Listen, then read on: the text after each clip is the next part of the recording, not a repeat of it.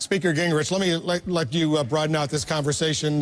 Back in the 80s, and you remember this well, I was covering you then, Ronald Reagan and you voted for legislation that had a pathway to citizenship for illegal immigrants. As you well remember, there were maybe 12 million, 10 million, 12 million illegal immigrants in the United States right now. Some called it amnesty then. They still call it amnesty now. What would you do if you were president of the United States with these millions of illegal immigrants, many of whom have been in this country for a long time?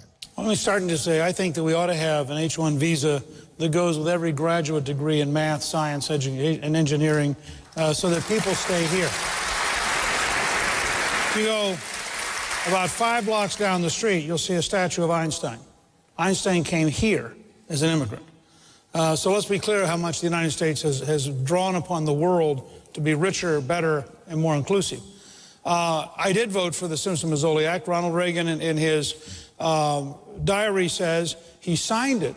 And we're supposed to have 300,000 people get amnesty. There were 3 million. But he signed it because we were going to get 2 things in return. We were going to get control of the border, and we're going to get a guest worker program with employer enforcement. We got neither.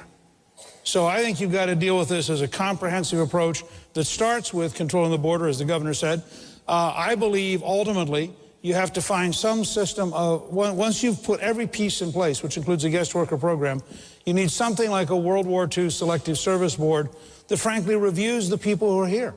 If you're here, if you've come here recently, you have no ties to this country, you ought to go home, period.